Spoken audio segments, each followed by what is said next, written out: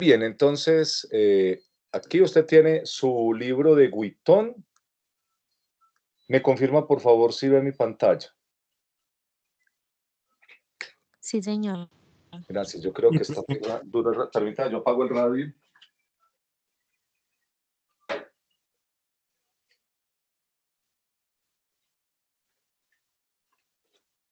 Gracias a Dios todavía hay donde ponen música colombiana, eso ya es muy escaso. Bueno, entonces, bueno, pues el papel del sistema nervioso ya se empezó a hablar cuando desde que tuvimos las presentaciones, el sistema nervioso autónomo, no, todavía antes, ¿no? Cuando se hablaba del tallo cerebral, cuando se hablaba del bulbo y en el bulbo el núcleo del tracto solitario y el núcleo ambiguo, ¿sí? En el tallo cerebral. Desde antes todavía, cuando hablábamos en la médula de la columna intermedio lateral en los niveles dorsales y desde antes en el sistema nervioso periférico. ¿Sí? ¿A sus órdenes? ¿Qué se habrá costado? No le entendí. ¿Puede repetir, por favor?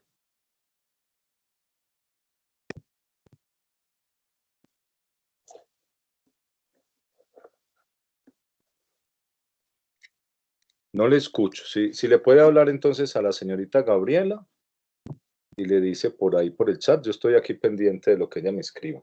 Muchas gracias. Entonces, bueno, usted tiene allí, ¿cierto? Un fundamento que ya en realidad hemos mencionado muchas veces, no es que esta sea la primera vez, ¿no?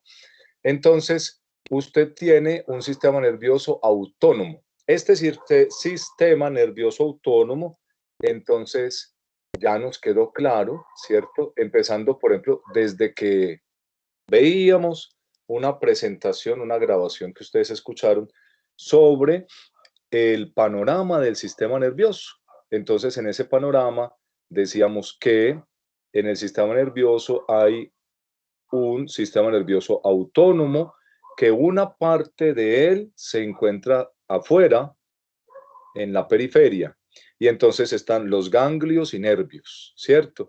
Esos ganglios y nervios se clasifican pues en simpáticos y parasimpáticos. Entonces, usted desde ahí comenzó, bueno, probablemente desde el colegio, ¿cierto?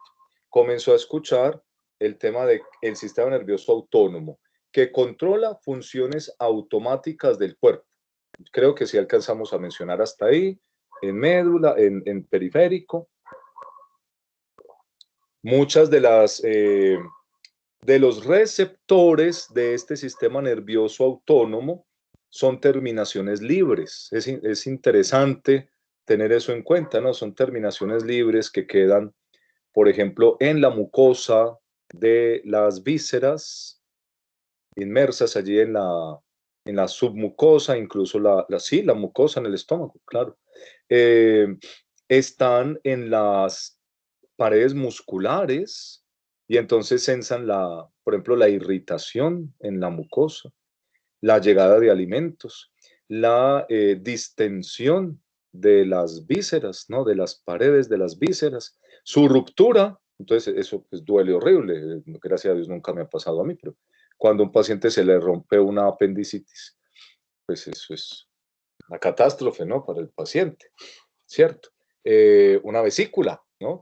Me imagino que han tenido, ahora que están en la casa más tiempo, han visto muchas ambulancias de EMI llegar a donde ustedes viven y llevarse gente para el hospital que los tienen que operar de la vesícula. Eso es bien común hoy en día, ¿no? La gente encerrada, pues más se enferman de la vesícula.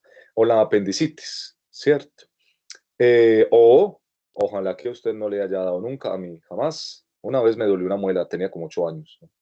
Pero usted va a tener todos los días, ¿no? Cuando uno está en urgencias son 2, 3, 4 en un solo turno, pacientes que se les dilata el ureter, ¿no? De la vía urinaria por un cálculo. Probablemente eso ya lo habló usted el año pasado.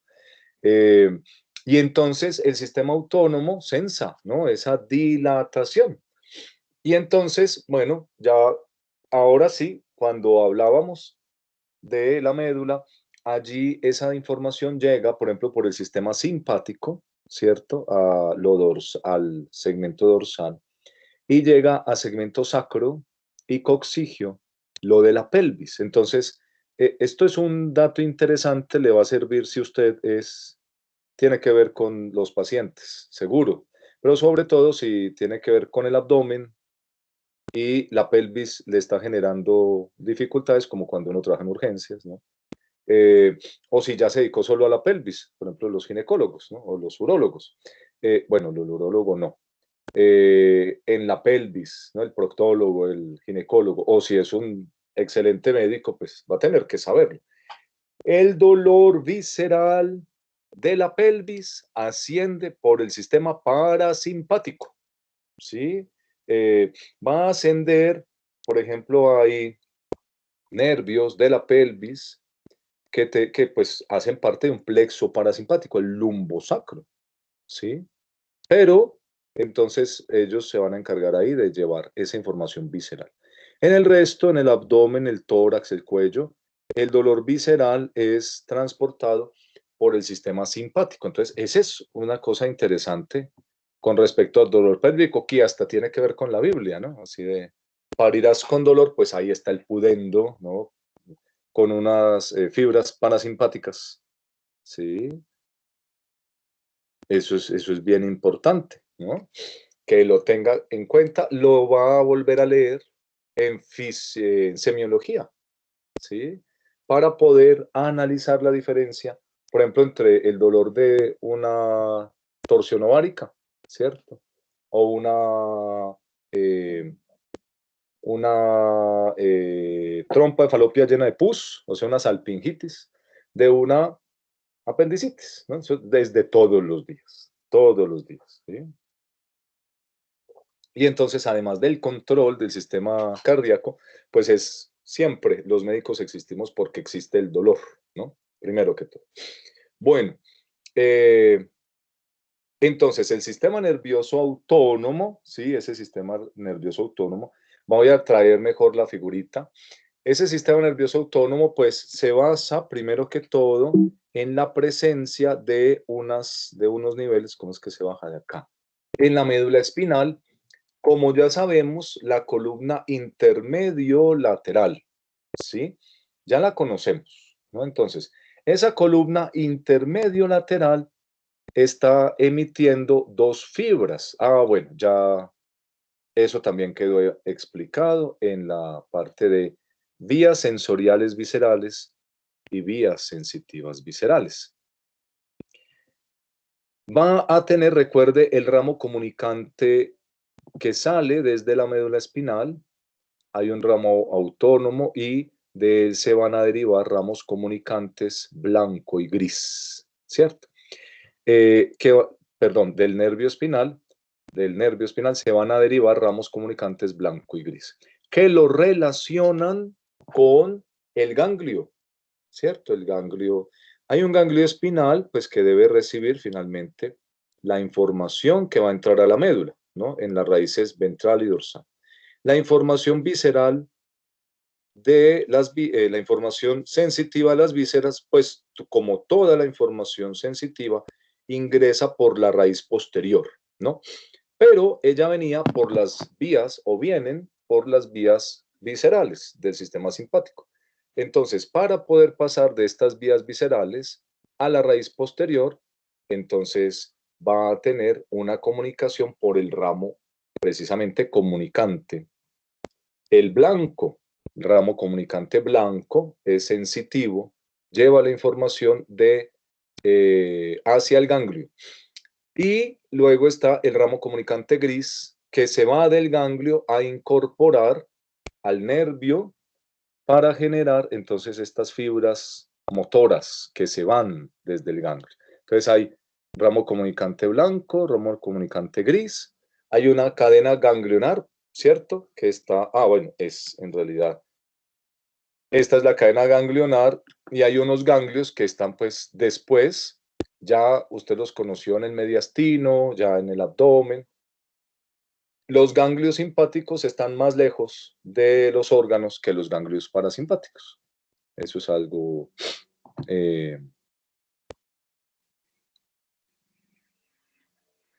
algo importante. Bueno, entonces estos niveles dorsales prácticamente le dan la información simpática a todo el cuerpo, ¿sí? Incluidos las piernas, los brazos y la cabeza. Acá no nos mostraron cómo se va para las piernas, nada más nos está mostrando lo visceral a los vasos, ¿no? Pero recuerde que también hay unas fibras que ascienden al plexo cervical desde su emergencia en la columna dorsal. Y por eso, recuerde, usted puede encontrar un aneurisma de la aorta, ¿cierto? O un tumor del mediastino, un linfoma, por ejemplo, una metástasis.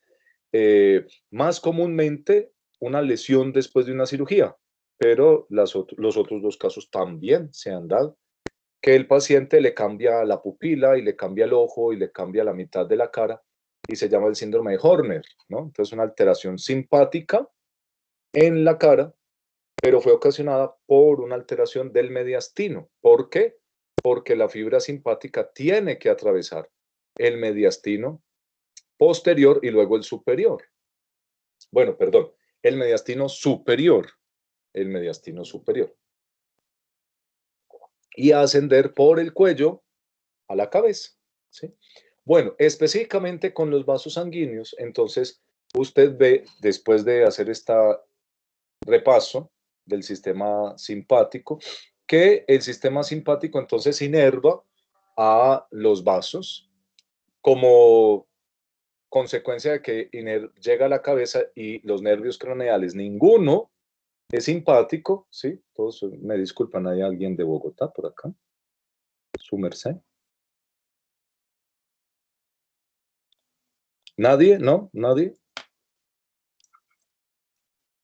Bueno, los argentinos, no hay nadie argentino aquí en el salón, entonces no hay ningún argentino simpático, ¿cierto? Entonces, los nervios craneales tampoco, los nervios craneales todos son parasimpáticos, todos son parasimpáticos.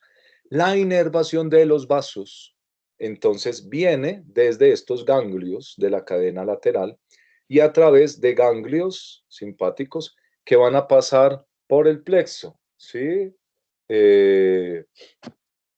Entonces, vamos a ver que los vasos, pues, por ejemplo, si usted tiene calor, se le ponen los cachetes rojos, ¿no? A la mayoría de la gente.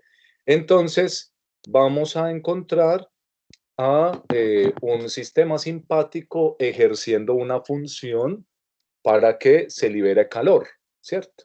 Esa función la ejerce desde el tallo, desde un centro vasomotor, en realidad desde el hipotálamo, ¿cierto? Hay un centro hipotalámico que por el fascículo telencefálico se conecta con el tallo desde el hipotálamo. Y luego esa información baja a la cadena intermedio lateral, de allí pasa dentro de la médula, perdón, la columna intermedio lateral dentro de la médula, y luego entonces va a pasar desde esta cadena ganglionar a los vasos y pasa entonces a la muscular de los vasos. Los vasos van a tener en esa muscular unos receptores y en el endotelio. Esos receptores, entonces generalmente el simpático pues habla es con el neurotransmisor es adrenalina, ¿cierto? Nosotros usamos de forma sintética epinefrina, ¿sí? O también adrenalina. Pero el cuerpo no sintetiza epinefrina. Para ese temita tiene Don Guitón, ¿cierto? Que usa indistintamente esos dos términos, pero desde el punto de vista bioquímico, eso es incorrecto, ¿sí? Entonces es adrenalina. Y entonces, dependiendo de cuál sea el lecho vascular implicado y cuál sea la respuesta requerida, entonces pues esos vasos con adrenalina se abren o se cierran, ¿no?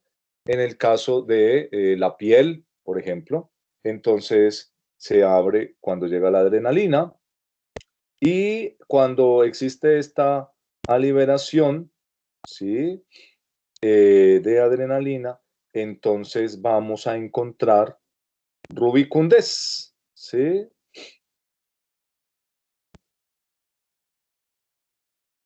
Y mire que esto nació, la salida de esta información fue desde la columna simpática, desde la columna dorsal, la división simpática en la columna dorsal. Muy bueno, ¿no? Entenderlo. Eh, por eso cuando se lesiona esta vía, a la persona que tiene calor se le coloca la mitad de la cara roja y la otra mitad no, ¿cierto? Ese es el síndrome de Horner, ¿sí?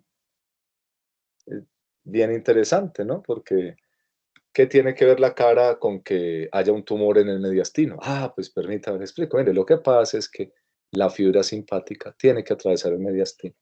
Y entonces, si el tumor afectó la fibra, se va a ver en la cara. Muy bien. Y en el ojo, ¿sí? En la cara y en el ojo. En el medias, bueno, y no suda la mitad de la cara, ¿cierto? No se pone rojita, está pálida, la otra está cacheticolorada. Y tampoco entonces se va a presentar sudoración.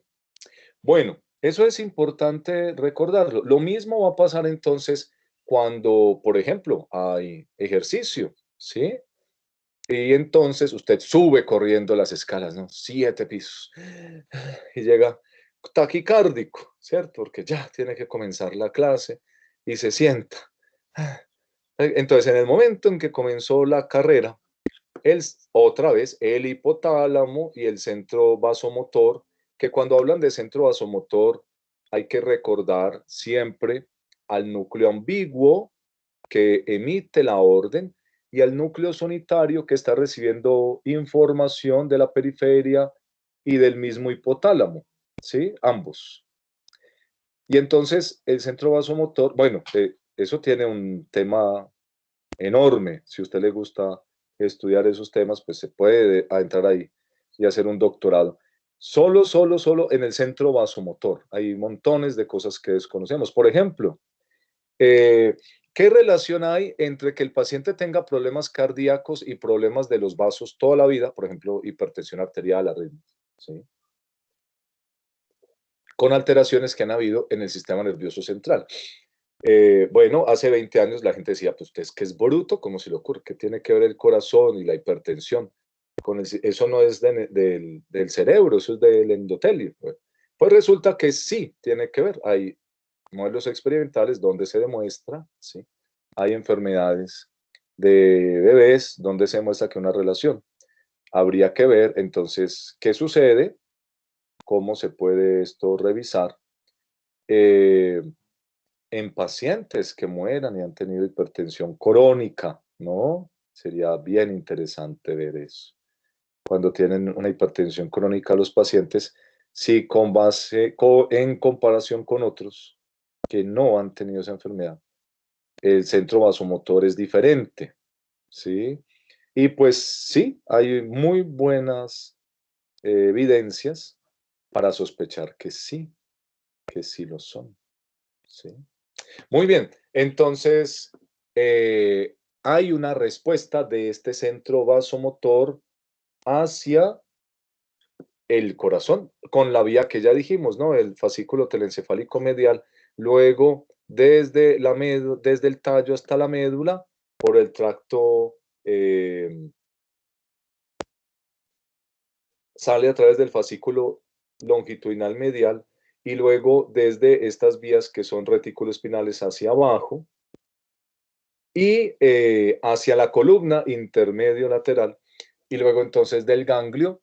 Ahora, acabamos de recordar que la fibra que conecta con el vaso libera adrenalina, ¿cierto? En el sistema simpático, por ejemplo, para una función de vasodilatación de la carita, ¿no? O de taquicardia, más fácil de entender, taquicardia. Pues resulta que hay una sinapsis, usted ya la conoce, en el ganglio, ¿sí? Y en el ganglio, eh, el neurotransmisor que se usa es la acetilcolina, ¿cierto? La acetilcolina. En el sistema nervioso parasimpático también. Entonces, en ambos sistemas, simpático y parasimpático, se usa la acetilcolina, como neurotransmisor en el ganglio, ¿sí? No en la periferia, sino en el ganglio. Bien importante recordarlo. La acetilcolina es el neurotransmisor del ganglio en el sistema autónomo en general. Mientras que el neurotransmisor de la fibra, que ya está después del ganglio, que va a entregarle a el órgano, esa fibra cambia el neurotransmisor. Ya lo expusieron los compañeros en esas fibras motoras viscerales. En el sistema simpático es la adrenalina, mientras que, y por ejemplo en el corazón, la adrenalina, usted sabe que es coronotrópico, o sea que aumenta la frecuencia, e inotrópico positivo, o sea que aumenta la fuerza de contracción, ¿cierto? Mientras que en el parasimpático tenemos acetilcolina también, ¿cierto? En la fibra postganglionar. Y esa acetilcolina, usted recuerda que en el corazón la acetilcolina inerva principalmente los nodos auriculoventricular y nodos sinusal. La acetilcolina disminuye la frecuencia de disparo, o sea que disminuye la frecuencia cardíaca, ¿sí? La acetilcolina disminuye la frecuencia cardíaca. Eso es bien importante, interesante de tenerlo en cuenta, ¿sí? Bueno, más bien necesario, porque es que usted va a tener pues, toda la vida que ver con esto, ¿cierto? ¿En cuál circunstancia? No, es difícil, ¿cierto? Difícil encontrar una circunstancia en la que no tengamos, no, pues no encuentro ninguna, ¿cierto? De pronto usted, si alguna vez encuentra donde no, aplique el sistema autónomo, cuéntamelo, por favor, me ayudaría mucho, ¿sí? Me lo cuenta. Pues prácticamente en todas partes, ¿sí? Prácticamente. Bueno, entonces recuerde, el sistema nervioso autónomo tiene entonces una fibra preganglionar, ¿sí? Que va al ganglio. En el caso del simpático, esa preganglionar es cerca a la médula, ¿cierto? Esa fibra preganglionar es cerca a la médula.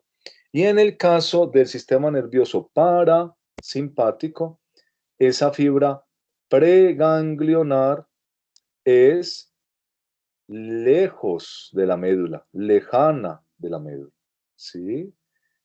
Eso es bien interesante de tenerlo en cuenta, además, ¿no?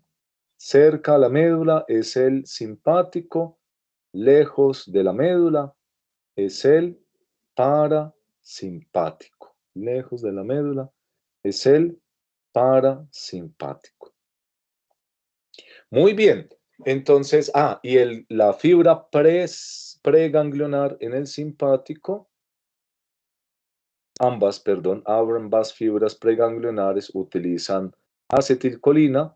La fibra postganglionar en el simpático utiliza adrenalina y la fibra postganglionar en el parasimpático utiliza acetilcolina.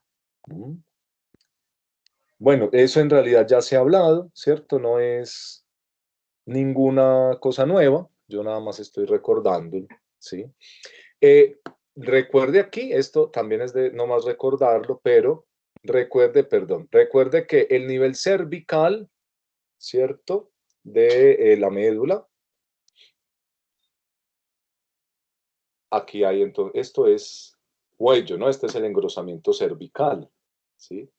Ni el engrosamiento cervical, ni el segmento lumbosacro, bueno, más bien este sí, digamos sacro.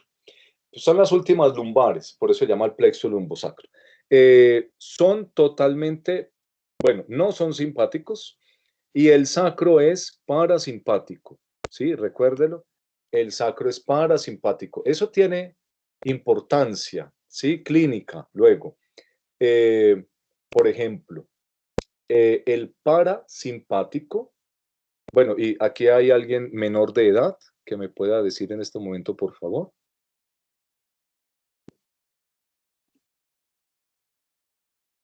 Porque es que luego sale uno en el Facebook yo ya dejé de mirar el Facebook, pero sale uno en redes sociales, le cortan lo que uno dijo antes y solamente dejan lo que sale uno metido en un problema.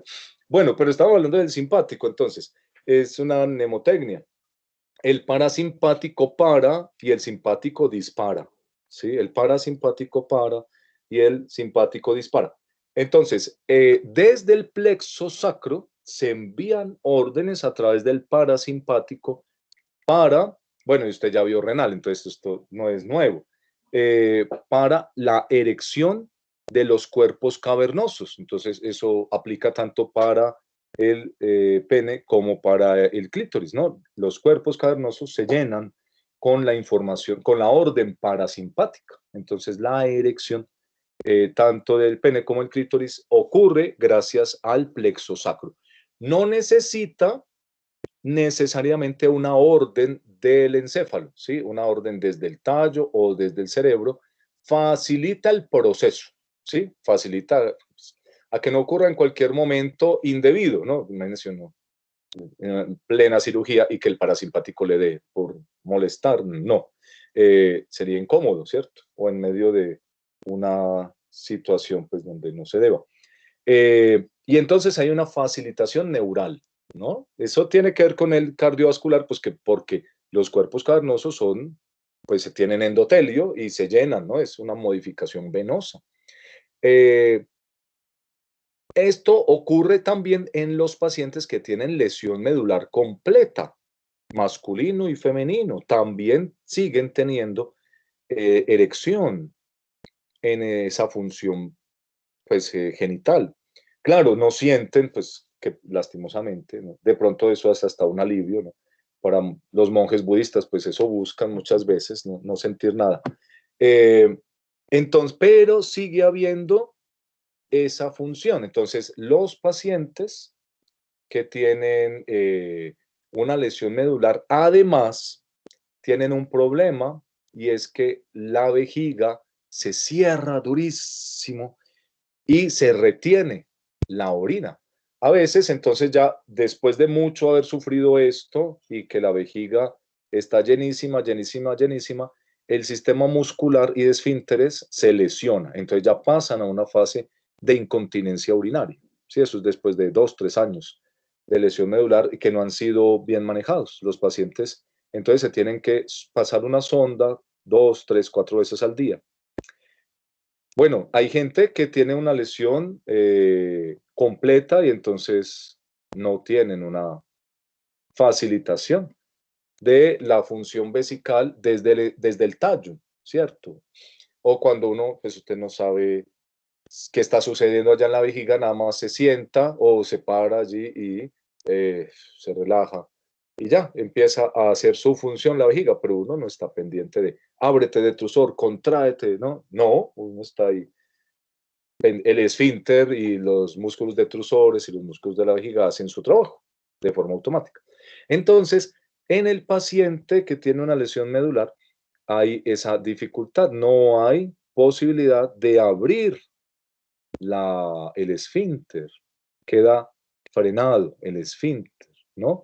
Pero sigue habiendo esta activación, ¿cierto? Desde el parasimpático de esa erección. Bueno, tiene algo que ver con el cardiovascular porque es, bueno, compárelo con esto que hay en el simpático, qué diferente que es, ¿no?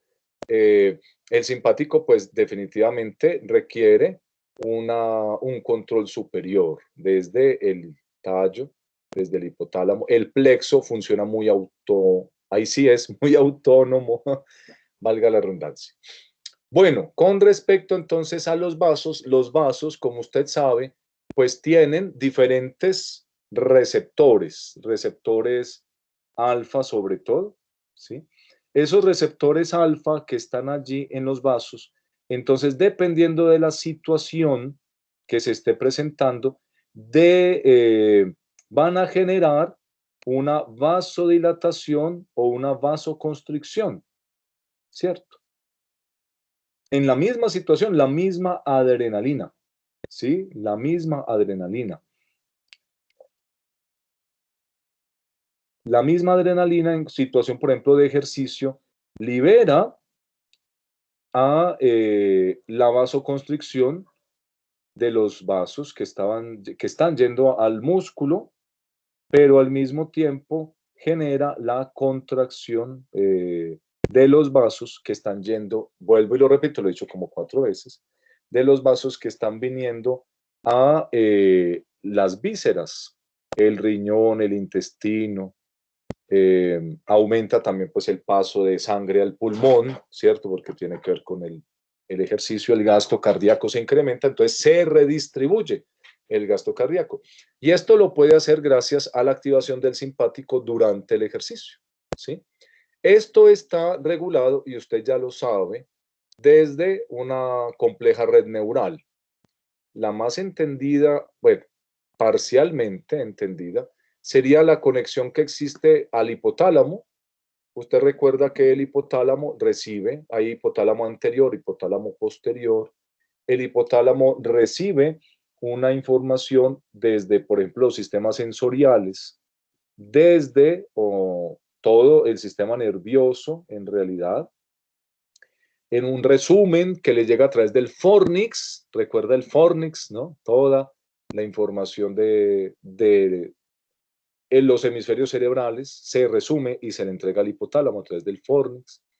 También el hipotálamo recibe una información importante neural desde la médula espinal y el tallo, y entonces genera unas respuestas coordinadas. Una parte de esas respuestas se va a ir a través de pues, estos centros vasomotores en el tallo y médula espinal, ¿cierto?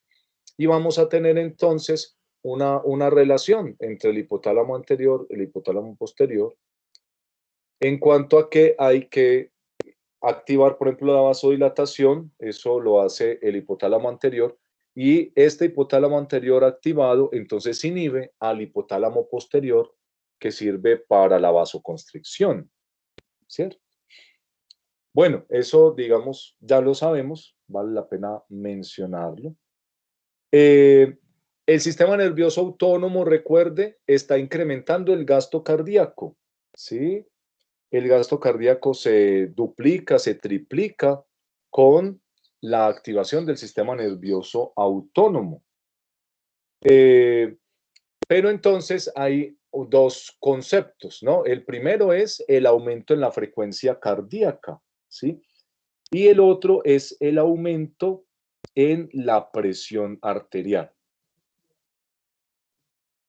¿Cómo se logra eso? Bueno, el aumento en la frecuencia cardíaca, pues ya lo hemos mencionado, creo que está claro. La fibra simpática inerva, por una parte, al sistema de excitación y conducción, incrementando la frecuencia, lo hace por medio de adrenalina. Pero también las fibras de ese plexo cardíaco simpático inervan el músculo, tanto auricular como ventricular. Y entonces incrementan el inotropismo al aumentar la entrada de calcio. En ambos casos, en la fibra excitatoria y en la fibra de contracción. Entonces, la adrenalina incrementa el gasto cardíaco porque tenemos cronotropismo positivo e inotropismo positivo. Cronotropismo e inotropismo positivo. Pero también entonces va a ejercer una regulación de los vasos. Bueno, entonces hay un aumento rápido de la frecuencia cardíaca y un aumento rápido del gasto cardíaco, ¿sí? Esa es una respuesta rápida. Usted se tiene que parar de aquí, rápido a abrir la puerta, o tiene que subir 4 pisos, bueno, tiene que salir corriendo para el baño. Entonces, el sistema debe incrementar la presión para que siga habiendo, con ese cambio de posición, una circulación adecuada al cerebro, aumente la oxigenación pulmonar y aumente la entrega de ese oxígeno al pulmón, por decir 3 datos básicos, ¿no? Entonces, esa es una respuesta rápida, ¿cierto? Rápida, rápida. Además de que ya vimos que, por ejemplo, se aumentó el gasto cardíaco de forma también rápida, súbita, cuando nos paramos y empezamos a hacer ejercicio, la bomba muscular activa, mayor retorno venoso, pero entonces la adrenalina también vimos que mencionamos y hoy repetamos, la adrenalina hace que las venas se contraigan un poco y entonces incrementen la capacidad de empujar sangre al corazón. Aumentan el retorno venoso, ¿cierto? Aumentan el gradiente y aumentan el retorno venoso. Entonces impulsan la sangre hacia, hacia el ventrículo. Eso es muy importante de recordarlo y de que suceda. Entonces, por ejemplo, un paciente que tiene bloqueado el sistema nervioso simpático, la lepra, casi no se habla nada de la lepra, pues porque está de moda el COVID, ¿cierto? Pero la lepra lesiona fibras del sistema nervioso autónomo y fibras sensitivas de la piel, ¿cierto? Eh, téngalo en cuenta, el paciente tiene disautonomías. Cuando tiene lepra, no han visto salud e infección, ya la van a ver. Eh,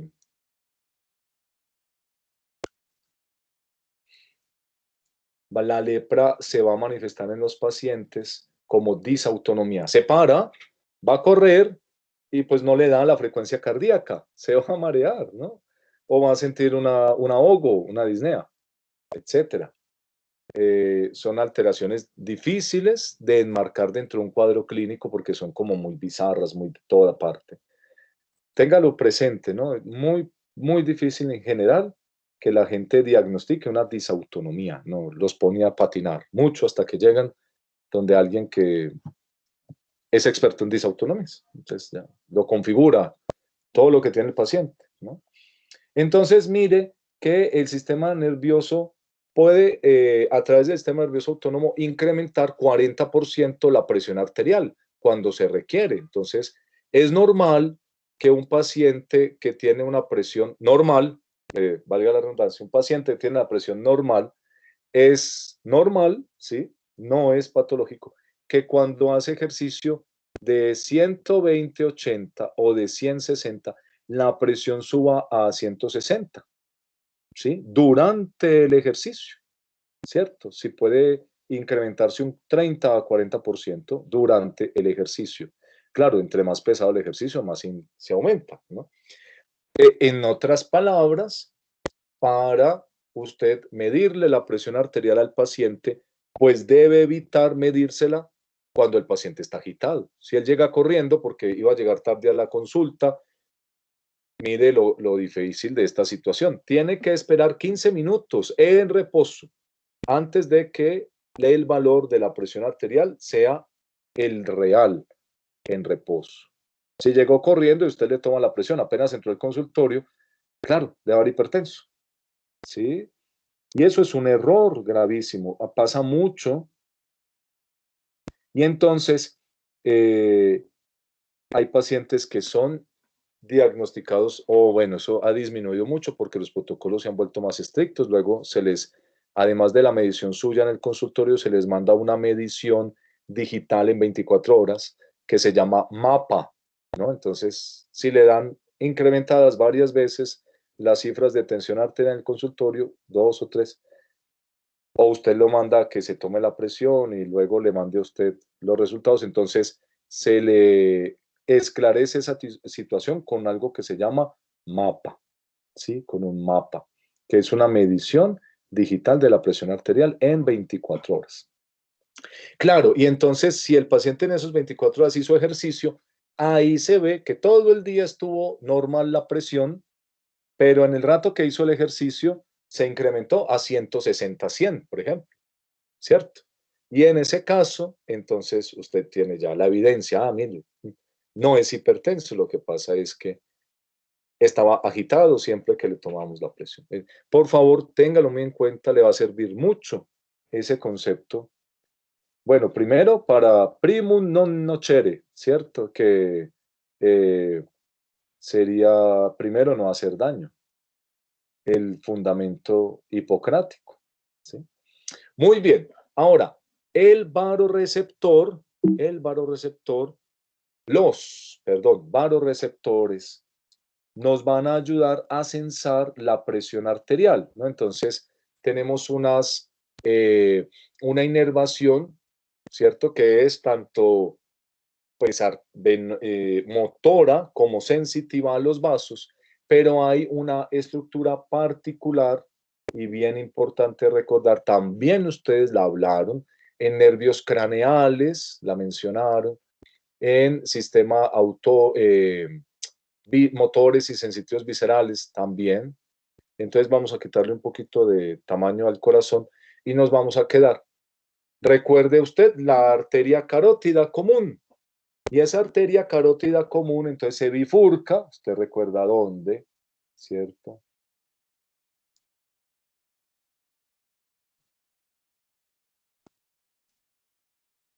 Usted va a encontrar la bifurcación de la carótida en relación con el cartílago tiroides, ¿no? A un ladito entonces está la bifurcación. Y en esa bifurcación hay dos estructuras muy importantes para la regulación del sistema cardiovascular. Está una dilatación que se llama el seno carotidio. El seno carotidio recibe, pues como se puede inferir desde la anatomía, el golpe de la presión sistólica, ¿no? Le llega el golpe de la presión sistólica. Y entonces va a estar censando muy eficientemente qué tanto está impulsando la sístole de la sangre, qué dilatación genera en la pared, y en la medida en que ocurra esa dilatación de la pared, entonces se va a relacionar esto con un nivel de presión arterial. Claro, probablemente el cerebro no sabe de milímetros de mercurio, pero sí sabe que entre más dilatado el seno, pues es que se está aumentando o la capacidad del corazón para incrementar, o se incrementó la volemia, etcétera. Eso es importante porque entonces hay personas que tienen el seno carotidio enfermo, ¿sí? Hay una alteración del seno carotidio, pero más que todo es neural. Y entonces, por más que aumente la presión en el corazón que manda la sangre hacia la aorta y luego a la carótida, se presentan respuestas al contrario de lo que deberían suceder, ¿no? Entonces, el paciente, normalmente, ¿qué pasa cuando usted se levanta de la silla? Por higiene, levántese siempre despacio, ¿no? Porque va a llegar un día en donde no va a ser tan joven, o de pronto ya le pase. eh, donde se levanta, ¿cierto? Eh, y entonces se le pone todo negro. Eso es una causa de consulta súper común, ¿no? Súper común. Hoy en día, pues, como la gente tiene el WhatsApp de uno, le llega a uno el WhatsAppiazo, ¿no? Ay, me levanté y se puso negro el mundo. Y eso. Entonces, bueno, puede ser, por ejemplo, que el paciente está sufriendo una aterosclerosis, ¿sí? Y cuando se levanta, claro, el corazón hizo su trabajo, pero la sangre, hay una restricción al flujo, ¿sí? Y el seno carotidio, pues no, en realidad no se dio cuenta de ese aumento. Es bien interesante todo eso. Entonces, hay pacientes que de un momento a otro empiezan a desmayarse, ¿sí? Y se desmayan. Y entonces se llama síncope, ¿no? El desmayo en un paciente. Y también es porque el seno carotidio pues está dejando de censar los aumentos de la presión que genera el corazón. Por alguna razón, por aterosclerosis es lo más común, se restringe el flujo. Y recuerde, el método es que le llega más golpe al seno carotidio de sangre. Se dilata más la pared y esa información entonces es censada por el glosofaringio. Usted recuerda, ¿no? El glosofaringio es un nervio craneal que inerva, es como Luis Miguel, ¿no? Tengo todo excepto a ti. Viva el drama, ¿no? Entonces, el seno carotidio es inervado por el glosofaringio.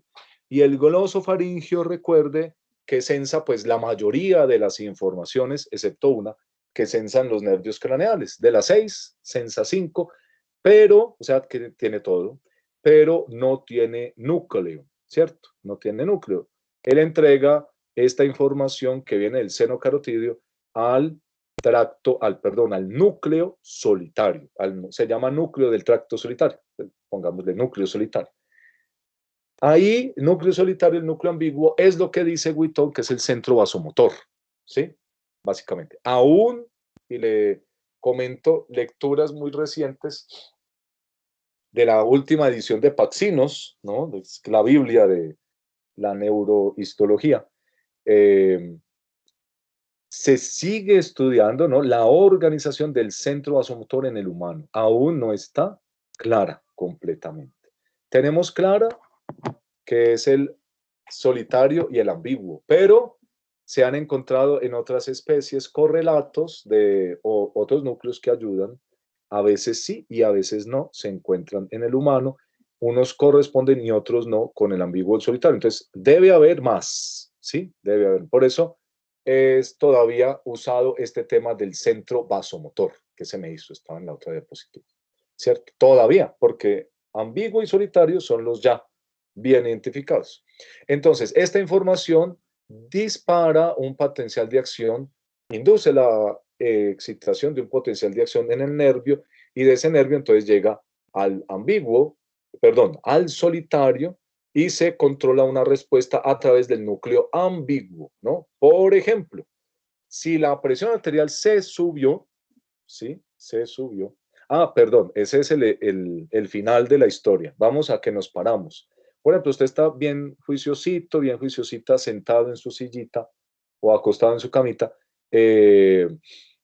escuchando la clase, ¿no? Ojalá sentado, ¿cierto? Hay gente que sé que le toca escuchar la clase mientras va y reparte domicilios. Eso me ha tocado, ¿no? Esa situación. Hoy en día es posible porque la gente puede escuchar las clases en el celular, ¿no? Bueno, entonces, o mientras manejan taxi, también me ha tocado esa, ¿cierto?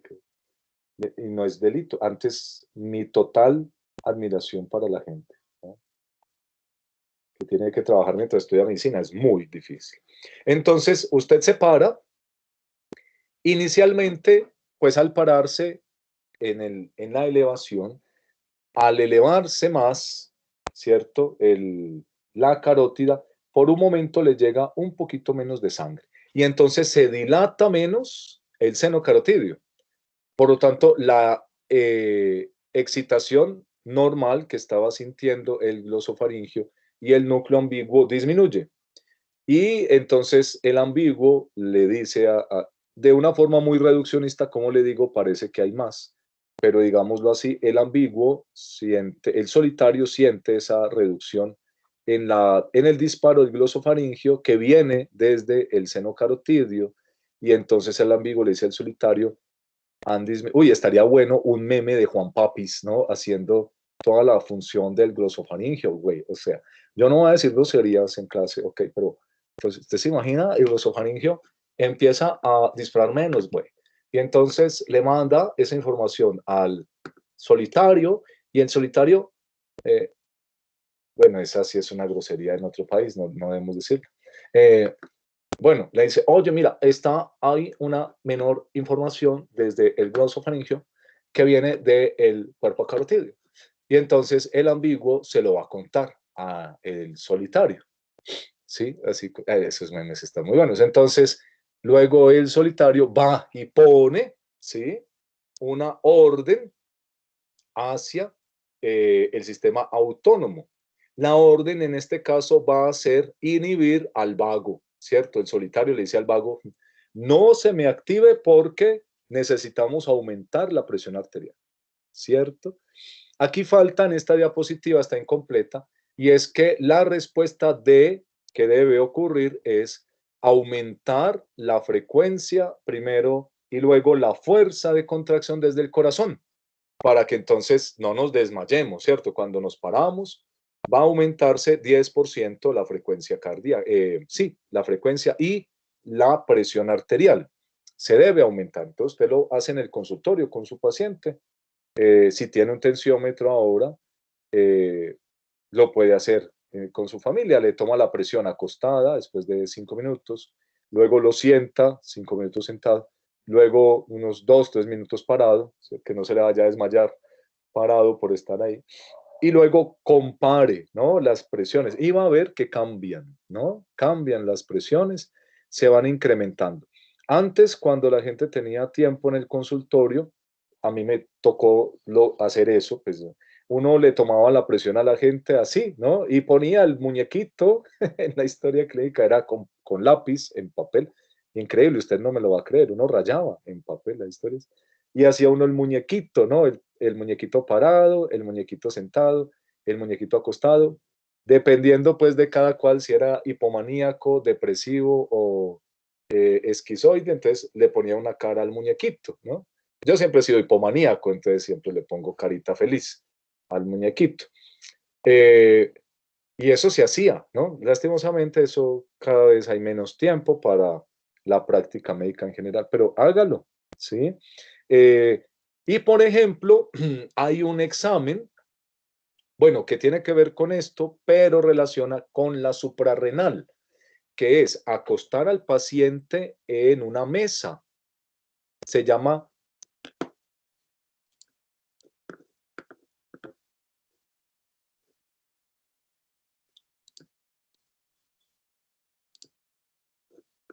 el tilt, lastimosamente así se quedó, no. Ah, sí, se llama en español, en inglés lo va a encontrar usted, tilt test.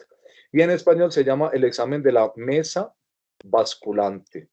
¿Sí? Entonces, al paciente lo ponen como si estuviera en esas pruebas de astronautas, ¿no? A voltearlo para un lado, a voltearlo para el otro, los pies para arriba, los pies para abajo, lo paran, bueno, la mesa, lo amarran a una mesa y le hacen esos cambios y le miran los cambios en la presión, ¿sí?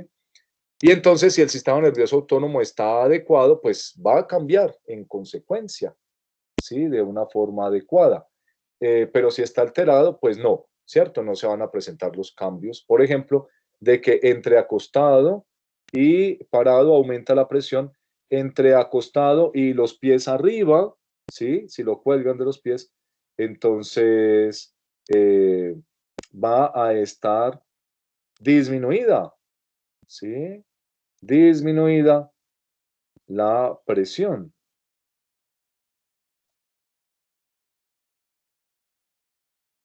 Eso es bien importante, sí, eso es bien importante tenerlo en cuenta, porque entonces tiene que ver con esto, la función del sistema nervioso autónomo y usted con este test muy frecuentemente se encuentran yo sí estaré grabando, las alteraciones a nivel de la glándula suprarrenal, ¿no? Pero contando con que el sistema nervioso autónomo está normal, al parecer es más frecuente la alteración de la glándula suprarrenal.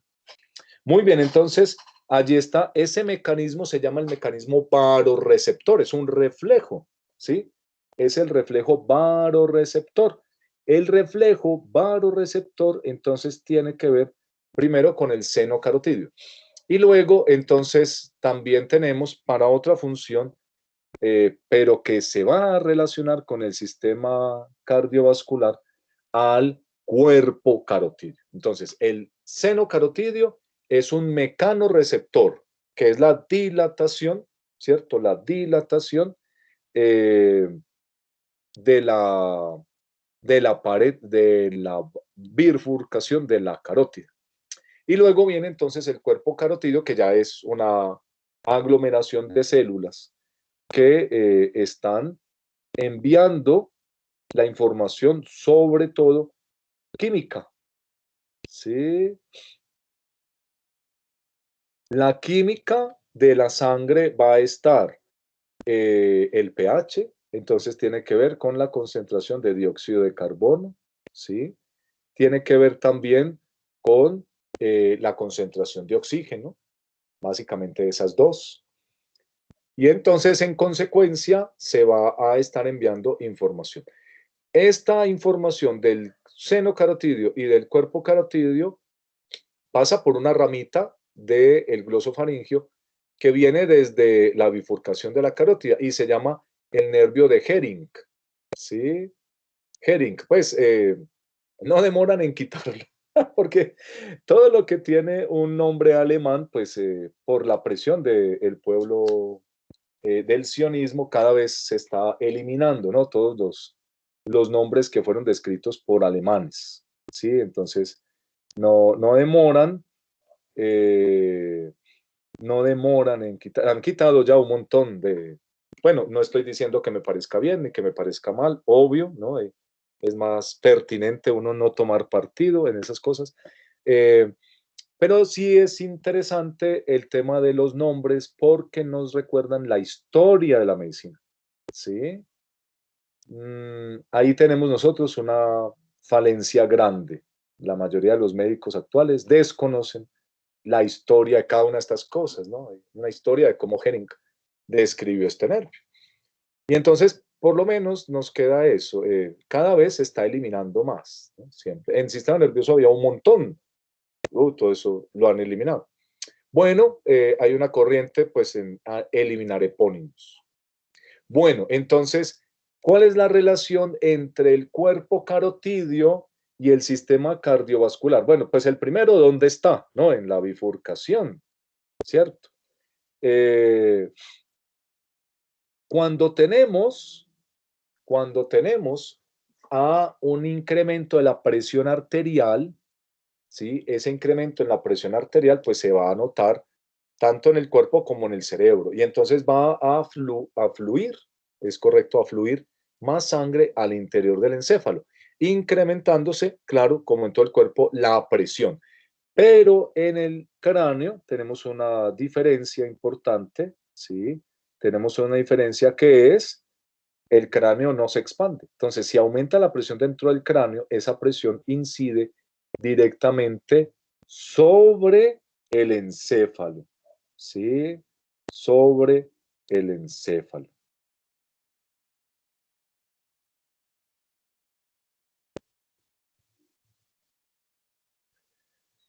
Eso. Entonces, usted va a tener allí una situación muy interesante y es que eh, el paciente que tiene un trauma cráneoencefálico, lo mencioné en una clase pasada, creo, en este grupo o en el otro, pero qué bueno que quede hoy otra vez. El paciente que tiene un trauma craneoencefálico o un infarto cerebral y después de eso pasa a un edema cerebral y una alteración de la conciencia, ¿cierto? Entonces va a usted encontrarle síntomas de hipertensión endocraneana. Perdón, signos, disculpe, síntomas. Es lo que el paciente relata. Eso es un síntoma. Signo es lo que usted encuentra de evidencias en el paciente, las evidencias que se encuentran en el paciente. Entonces, signos de hipertensión endocraneana, al paciente le disminuyó el alerta, ¿cierto? Está en coma o está somnoliento, está estupuroso. Al paciente, además, le está, si cuando estaba apenas comenzando el tema, empezó a tener sin náuseas, recuerde, sin náuseas, ninguna náusea, entonces encuentra al paciente vomitando sin tener ninguna náusea. Eso se llama vómito en proyectil, ¿sí? Vómito en proyectil. Y además le va a encontrar, bueno, si es en un solo lado del cerebro el aumento, va a tener una alteración en la pupila, que ya sabemos por el tercer par craneal, comprimido, y al tomarle la presión y la frecuencia cardíaca, la presión arterial está elevada y la frecuencia cardíaca está disminuida, ¿no? Y eso lo podemos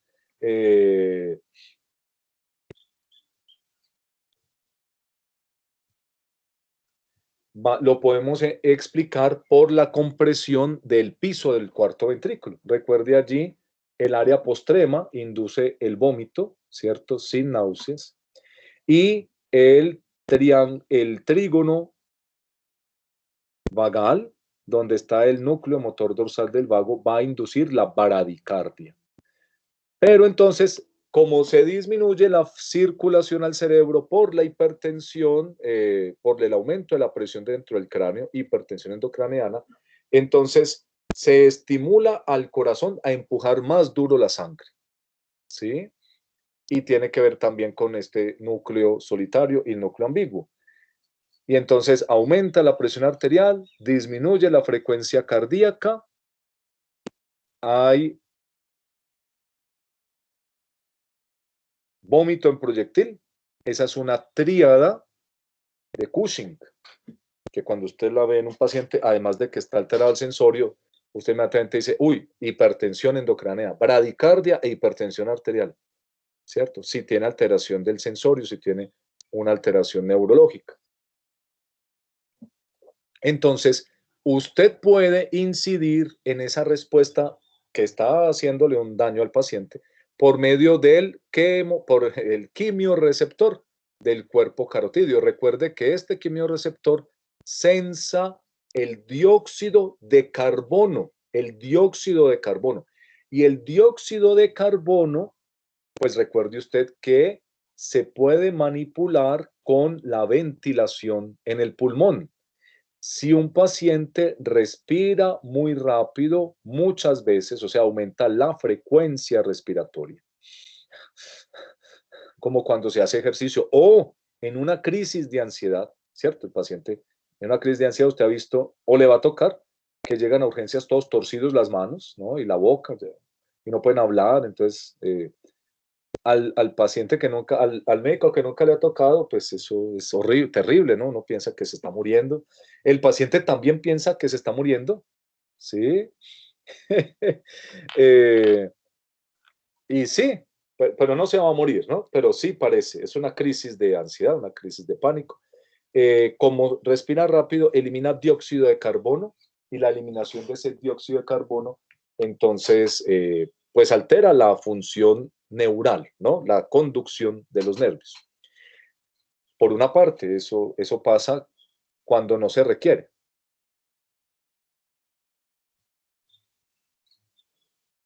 Entonces, usted puede usar eso para el favor del paciente. Usted intuba al paciente en el ventilador. Bueno, si le toca con ambú, pues lo hace rapidito con la mano. Y si es con el ventilador, pues le pone polipnea, o sea, le pone una frecuencia respiratoria de 25, 30, ¿no? Lo normal es 16, 20. Una frecuencia de 30 es polipnea, es un aumento en la frecuencia respiratoria. El paciente va a ventilar más y va a eliminar más dióxido de carbono. Y al eliminar más dióxido de carbono, entonces, mire lo que va a pasar. Disminuye la concentración, la presión parcial de dióxido de carbono en la sangre. Esto es sensado por el quimioreceptor de la carótida y esa disminución de la presión de dióxido de carbono en la sangre disminuye la circulación cerebral, disminuyendo por lo tanto el edema cerebral. Es increíble, ¿no? Que existan esas cosas. Dios existe. Pues tiene que existir Dios o definitivamente pues el universo ya. Ha hecho muchos ensayos y cada vez que hace el ensayo lo hace mejor, ¿no? Eso es increíble, muy, muy increíble, súper, ¿sí? A mí eso me para los pelos de punta. ¿Cómo es posible? Pues ahí está, ¿no? Espectacular.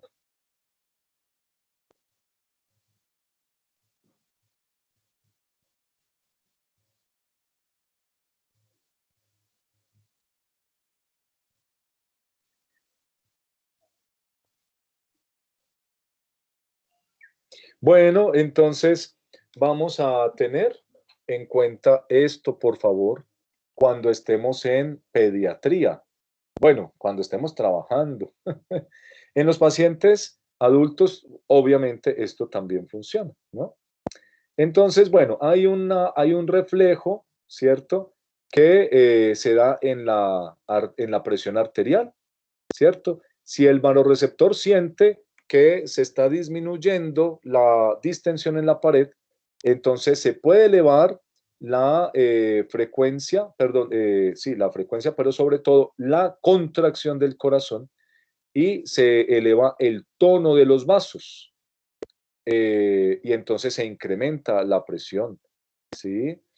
Dice que se puede incrementar tan rápido y tan fuerte como hasta 150 milímetros de mercurio, ¿cierto?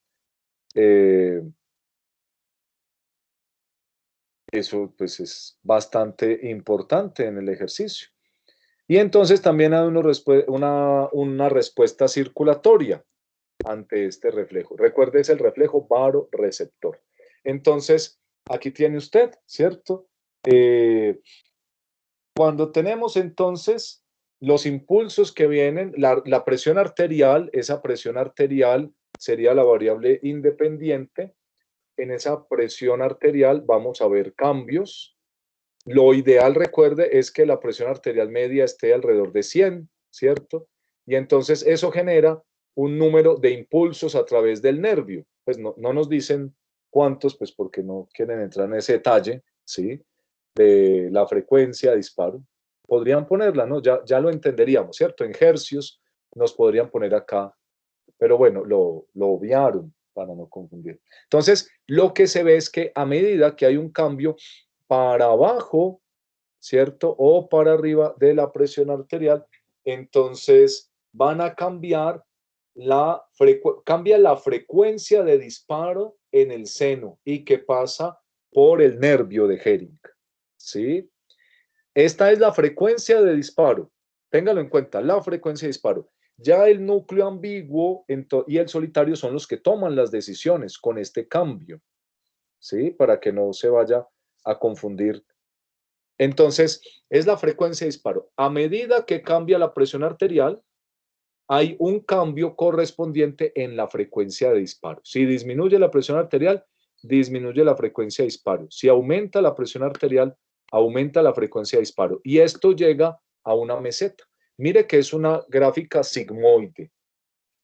El que sea una gráfica, una curva sigmoide, quiere decir que es muy sensible el mecanismo, porque con cambios pequeñitos, bueno, alrededor de una región central de la curva, de unos valores, con cambios pequeños en la presión arterial, se van a obtener cambios enormes en la frecuencia de disparo del nervio. Cambios enormes en la frecuencia de disparo del nervio. Es bien importante que lo tenga en cuenta, ¿no? Entonces, hay de hecho, esta es una evidencia, una,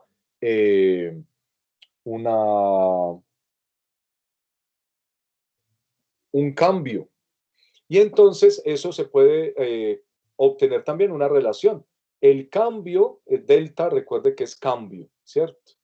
Y lo único constante es el cambio, como dijera Heráclito. Entonces, delta de la corriente que se obtiene en el nervio en relación al cambio de la presión, ¿sí? El cambio de la corriente versus el cambio de la presión. Nos va a dar entonces una relación, ¿cierto? Y esa relación nos demuestra que el vasoreceptor entonces está sensando, ¿no? Mire lo que sucede, por ejemplo, si en la variable independiente que es el tiempo, en un momento dado, esto pues se hace en animal de experimentación, tristemente, pero pues así fue. Mucha de la fisiología que estudiamos en Wheaton, en Gannon, se hizo en el siglo XX en animales de experimentación, primero, ¿cierto? Primero que todo. Eso es bien importante de tenerlo en cuenta, ¿cierto? Luego se ha ido validando con datos clínicos, ¿sí? Con datos clínicos.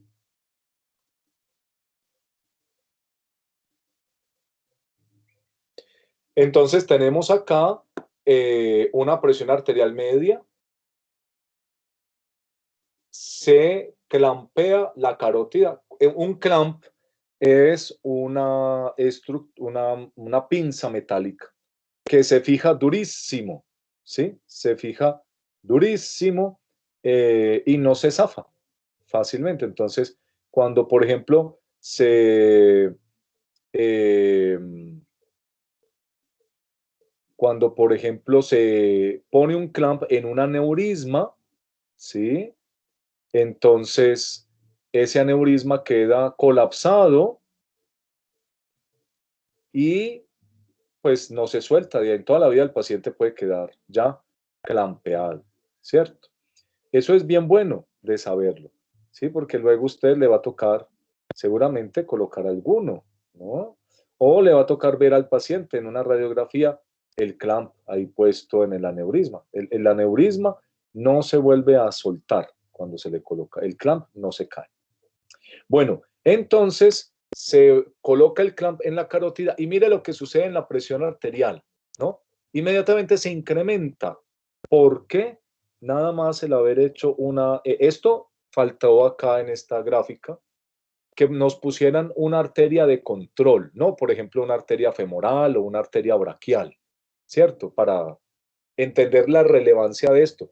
Si se clampea una arteria femoral o una arteria braquial, pues la presión arterial no se va a elevar tanto. Sí se eleva un poco por el incremento que esto genera en la resistencia vascular periférica, ¿cierto?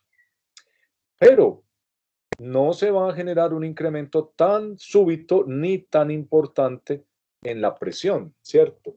Cuando se clampea la carótida, la presión sube súbitamente. ¿Y qué quiere decir esto? Que hubo, como no le llegó más sangre al seno carotidio, ¿sí? Porque la clampean, la carótida, pues la carótida acaba en la bifurcación, entonces detienen el flujo sanguíneo al seno carotidio. El seno carotidio ya no se le distiende la pared y lo que sucede es que disminuye la frecuencia de disparo, ¿cierto? Cuando está clampeada la carótida, se disminuye la frecuencia de disparo y de esa forma se engaña, ¿cierto? Al sistema nervioso y el sistema nervioso piensa que fue que se quedó totalmente choqueado el paciente, ¿cierto? Si el paciente se choquea, entonces, ¿qué tiene que hacer el corazón? Aumentar la fuerza de contracción y la frecuencia de la contracción. Eso es importante, entonces, porque, digamos, bueno, usted no lo va a hacer diariamente, pero hay pacientes que, por ejemplo, tienen si usted es otorrino, por ejemplo, a un otorrino, le tienen mucho miedo a la lesión de las etmoidales posteriores, ¿cierto? Que usted las estudió en cavidad nasal. Las etmoidales posteriores son, mejor dicho, es más fácil detener un volcán que a las etmoidales posteriores.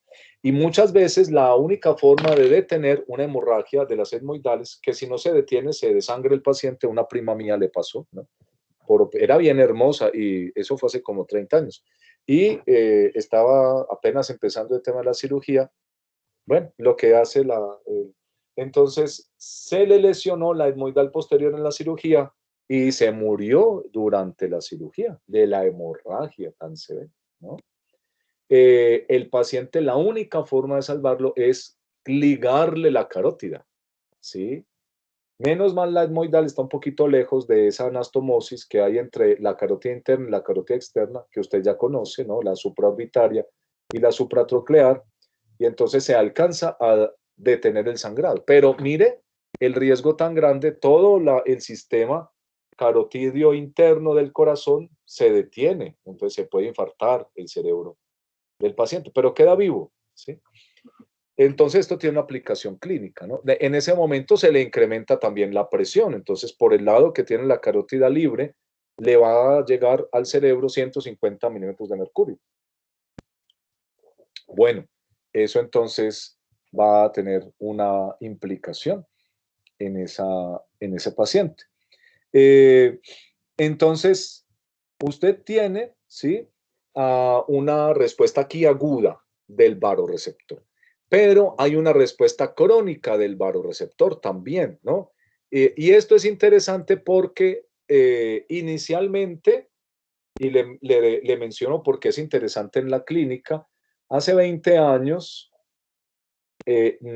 uno, cuando un paciente llegaba a urgencias con la presión en 180, 120, uno no lo pensaba dos veces, lo dejaba hospitalizado en observación hasta que le bajaba la presión a las bravas. Pobres pacientes, Dios mío, perdóname, ¿no? Y entonces, poco se hacía énfasis en, bueno, ¿será que este paciente así es la presión del todo el tiempo? ¿O será que se le subió esta mañana y si se la dejo que esté por la noche así, se va a morir, ¿no? O es que así mantiene desde enero, desde febrero, desde marzo, y pues es peor si se la yugulo, ¿no? Si se la corta la presión ahora. Eso en ese entonces era algo que la gente no se lo preguntaba, ¿no? Bueno, gracias a Dios yo no llegué a ver una complicación de ese procedimiento en urgencias. Bueno, después la AHA, que es la American Heart Association, en sus guías de tratamiento de la presión arterial, y esto lo hacen con estudios epidemiológicos muy grandes, encontró primero y luego entonces recomendó que los pacientes que tienen elevaciones crónicas de la presión arterial, cuando llegan a urgencias, no se les debe yugular esa presión, o sea, no se les debe bajar así a la brava, ¿no? De súbito, no, ¿cierto? De repente, no, porque es peor. Hay territorios que quedan desirrigados, ¿no? Bueno, eso entonces usted lo va, ya hoy en día está más claro que hay una crisis hipertensiva, ¿cierto? Y hay una emergencia hipertensiva. Cuando hay lesión del órgano blanco, ahí sí se tiene que disminuir, ¿no? Cuando hay una lesión del órgano blanco, ahí sí se tiene que disminuir. Entonces, usted va a encontrar a un paciente que tiene dolor precordial y tiene la presión en 180, 100. Ah, bueno, a ese sí. Tiene que ver qué es lo que le va a hacer. ¿Sí?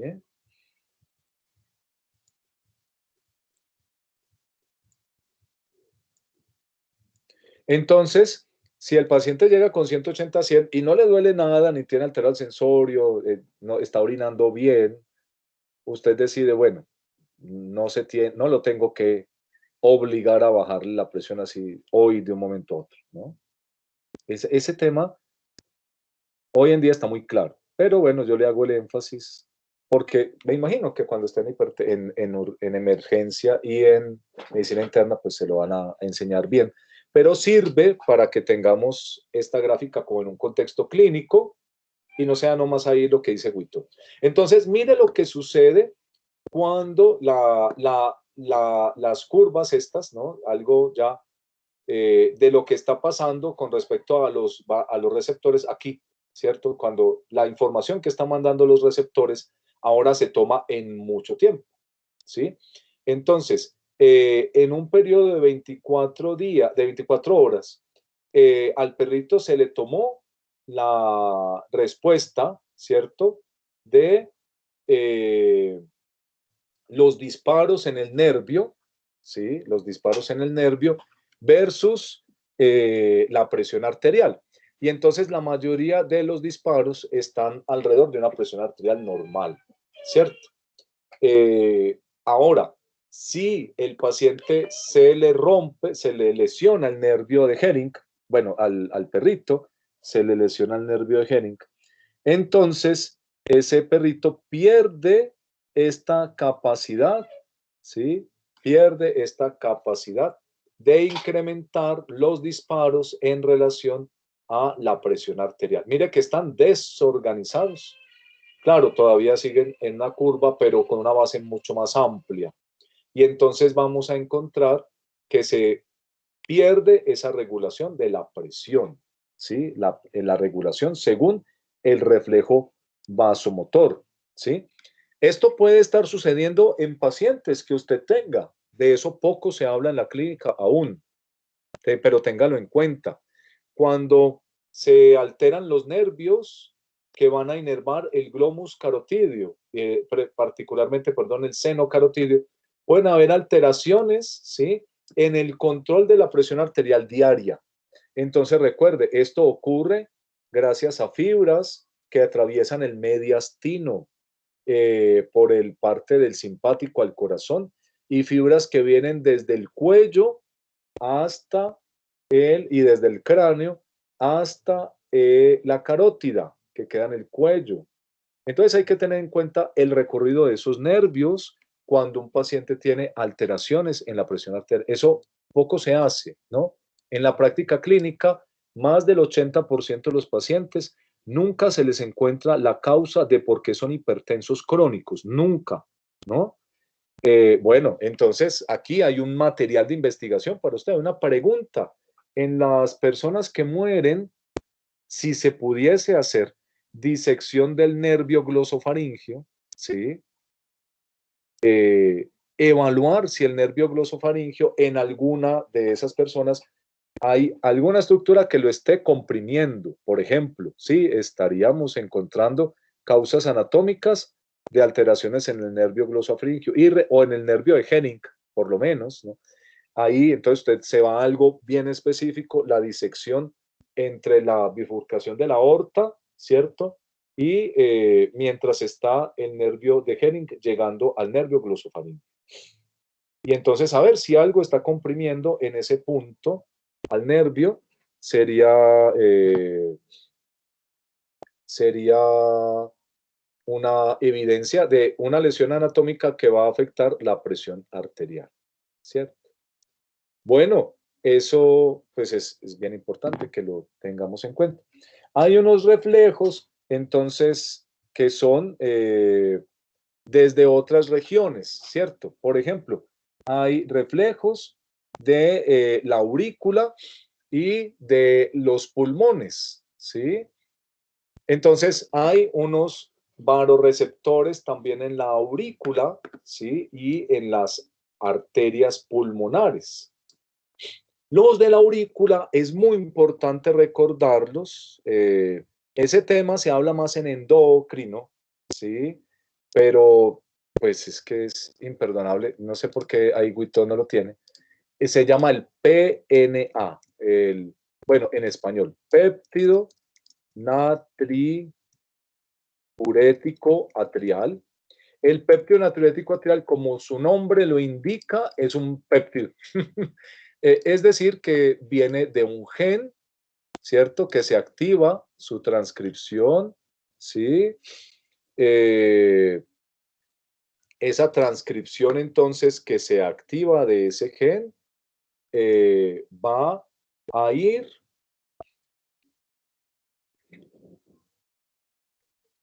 a ser sintetizado en el ribosoma y luego secretado. ¿Desde dónde se secreta?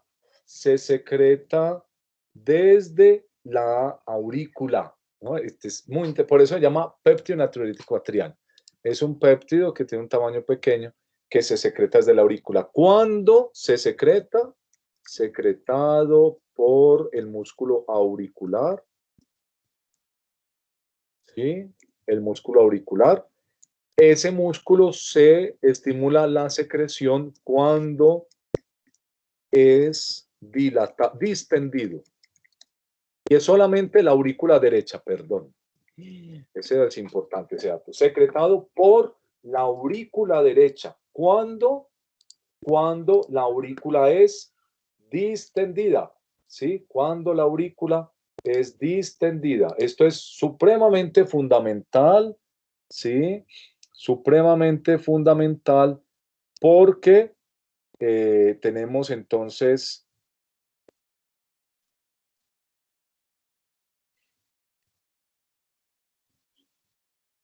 pacientes que tienen, por ejemplo, dilataciones de la aurícula que han sido generadas porque está distendida la aurícula crónicamente. Por ejemplo, el ventrículo derecho ha tenido que hacer un trabajo crónico, se cansa y entonces empieza a quedarse la sangre remansada. ¿Sí? Esa sangre que está remansada, entonces va a tener un incremento de la presión en la aurícula. Y ese incremento crónico de la presión en la aurícula, entonces se va a traducir en distensión mantenida de la aurícula. Y además, pues que la aurícula tiene que, como ya vimos, hacer más esfuerzo, ¿sí? Porque está más dilatada, etc. Entonces, vamos a encontrar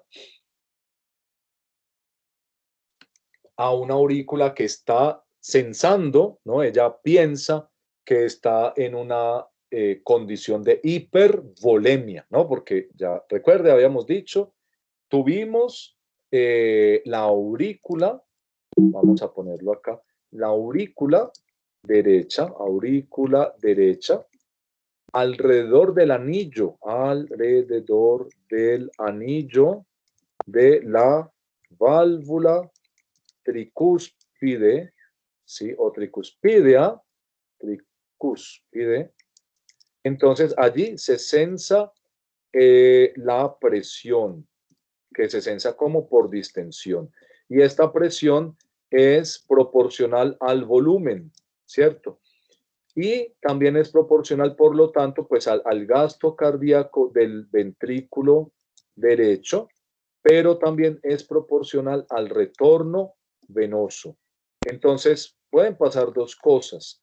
Cuando la distensión de la aurícula está aumentada y ella entonces sensa una mayor presión, puede ser porque el gasto cardíaco del ventrículo derecho se afectó, o también puede ser porque aumentó el retorno venoso. El retorno venoso puede estar aumentado cuando hay hipervolemia.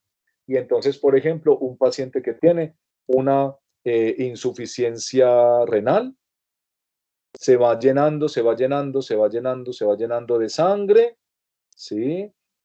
Y entonces se queda la sangre pegada en la aurícula porque aumenta el retorno venoso. Entonces, la aurícula, que hace, secreta péptido anatriurético atrial, ¿no? Antes, hace unos años, el péptido natriurético atrial estaba en investigación, siendo propuesto como una herramienta. Medirlo en la sangre, si estaba aumentado, usted sospechaba que el paciente tenía un problema en la aurícula derecha, evidencia de una insuficiencia cardíaca. Hoy en día, como 5 años o 6 años después, eso es evidente, ya todo mundo lo usa. Entonces usted puede pedir péptido natriurético atrial en ese paciente y le sirve para compararlo con la presión venosa central, ¿cierto? Que también hace una medición directa de lo que está pasando en la aurícula derecha.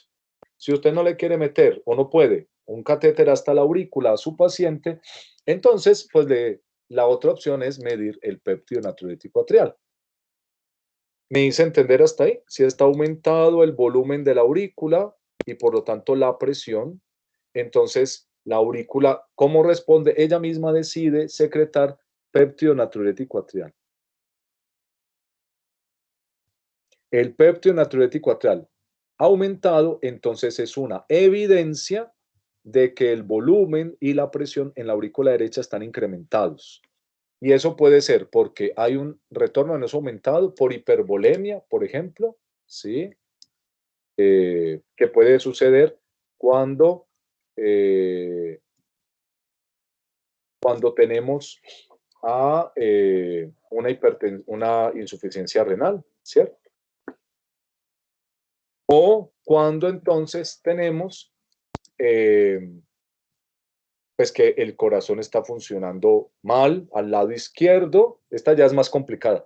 El ventrículo izquierdo envía menos sangre al cuerpo, el riñón recibe menos sangre y en consecuencia retiene líquido, ¿no? Bueno, primero empieza a sentirse insuficiente y por la disminución de la presión. Y recuerda el mecanismo tubérculo-glomerular, activa ese mecanismo la hipoperfusión del riñón y se empieza a generar una insuficiencia renal crónica de origen cardíaco. Esta es más buena. Y entonces el paciente retiene líquidos. Cuando le mejora la insuficiencia cardíaca, el paciente empieza a mejorar de la insuficiencia renal, solo si no es ya definitiva, ¿sí? Entonces, bueno, esto ya es más de fisiopatología, pero para ponerlo en el texto de por qué es importante este concepto, que es de control de la presión, pues por el propio corazón, la aurícula derecha. Cuando el péptido natriurético atrial se secreta, él viaja al túbulo contorneado y entonces induce la natriuresis. ¿Cómo induce la natriuresis? Natriuresis, recuerde que es disminuyendo la reabsorción, ¿sí? Si le inhiben la reabsorción de sodio, esa reabsorción de sodio disminuida arrastra agua y entonces se elimina agua y sodio. ¿Sí? Se elimina agua y sodio. Eso es algo interesantísimo, ¿no? A mí me parece bien lindo. Entonces recuerde, la hormona antidiurética producida por el hipotálamo induce la retención de agua. La aldosterona producida por el sistema renina-angiotensina-aldosterona, deberíamos anotarlo. ¿Sí? Acá, la hormona antidiurética, la aldosterona y el péptido natriurético atrial. Entonces, la hormona antidiurética induce la retención de agua en el túbulo contorneado distal. Bueno, una parte en el asa de Henle ascendente también, ¿cierto? Eso hace la hormona antidiurética del hipotálamo. La aldosterona del eje renina-angiotensina-aldosterona induce la reabsorción, o sea, la retención de sodio y agua, ¿cierto? Y por su parte, el PNA, entonces, va a inducir la eliminación de sodio y agua. Mire que todo tiene su contraparte, ¿sí? Por eso uno en la vida no debe estresarse por una situación difícil, no se preocupe, todo eso pasa, ¿no? Todo pasará.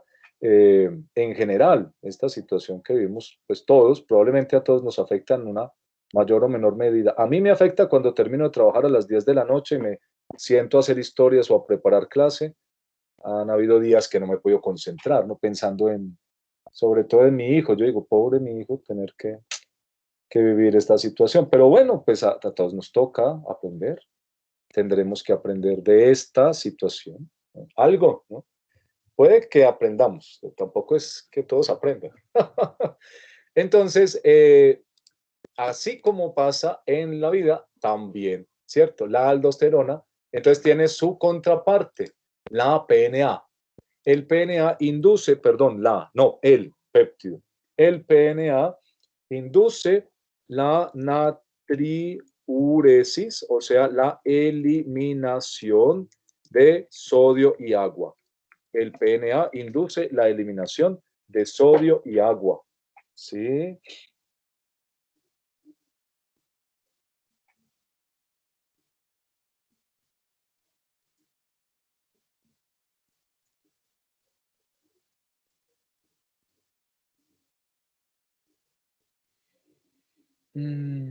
Vamos entonces a cuál es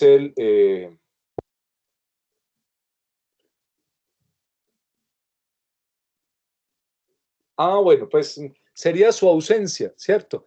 Cuando recuerde que la ADH, ¿cómo trabaja? Por medio de la inserción de acuaporinas en el túbulo contorneado distal, ¿cierto? Entonces su presencia induce, la de la ADH induce la retención de agua por medio de la inserción de acuaporinas en el túbulo contorneado distal. Si no hay ADH, o sea, su ausencia, sería lo que cambia, su ausencia, entonces va a ser la que genera la eliminación de agüita sola, ¿cierto? Genera la eliminación de agüita sola. Eso es bien importante de tenerlo en cuenta, ¿sí? Por favor. Entonces tenemos a alguien que sí está inhibiendo de lo mismo que hace la ADH, que sería su ausencia, ¿cierto? Bueno, y aquí entonces entramos en la regulación renal, que ya pues en realidad usted la tiene ya muy clara, ¿sí? En la regulación renal, básicamente tenemos, y antes de venir a buscar las gráficas de Wheaton, quisiera yo usar acá. En la regulación renal, yo creo pues que sobra explicarlo otra vez desde Wheaton. Usted ya lo tiene, resumámoslo. Entonces, bueno, un concepto que ya revisamos en este curso de corazón, de cardiovascular, es el tema de la presión arterial sistémica. ¿Le queda clara la presión arterial sistémica? ¿Cómo se genera? Con el gasto cardíaco, ¿cierto? Y el tono de los vasos. Ahí se genera la presión arterial sistémica. Y el gasto cardíaco depende de la frecuencia cardíaca y del volumen eyectado, o sea, la fracción de eyección. Y este volumen eyectado depende del inotropismo, del inotropismo, pero el concepto fisiológico es la contractilidad, ¿cierto? Depende de la contractilidad. Bueno, entonces allí tenemos la tensión arterial sistémica, que sería un dato, ¿sí?, que tener en cuenta para la regulación del sistema por medio del riñón, primero que todo. Luego entonces tenemos el flujo por la arteria renal, ¿cierto? Flujo por la arteria renal, que depende primero que todo de la perfusión arterial sistémica, pero también puede depender de qué tan esté abierta o cerrada la arteria. La arteria puede estar cerrada crónicamente desde que una persona nace e irse incrementando hasta que llega a ser un adulto joven con un flujo renal disminuido y por lo tanto una hipertensión arterial. Eso se llama estenosis renal. Estenosis renal. Entonces, la regulación arterial del sistema cardiovascular, regulación cardiovascular. Bueno, cardiovascular. Bueno, entonces hay que tener como preconcepto esto, ¿cierto? También hay que tener como preconcepto la resistencia vascular periférica, primero, ¿cierto? Entonces está diciéndole o está determinando primero la presión arterial sistémica y segundo el flujo arterial renal, ¿cierto? Si se puede modificar. Y también entonces hay una resistencia de los vasos renales intrínsecos. Y ahí entonces estarían implicadas las arteriolas aferente y eferente principalmente, ¿sí? También está la interlobulillar, ¿no? Pero bueno, quedémonos en estas dos para no complicar mucho el tema. Recuerde que la interlobar, primero viene la renal, la segmentaria, la lobar, la interlobulillar, la arcuata y finalmente la aferente, glomérulo y eferente, ¿no? Ahí están los vasos renales. La resistencia de los vasos renales se modifica, ¿no? Independientemente la aferente de la eferente, de la arteria renal y de la presión sistémica, ¿cierto? Eso es fundamental tenerlo claro, ¿no? Se modifica de forma independiente, ¿sí? De forma independiente. Bueno, entonces usted va a encontrar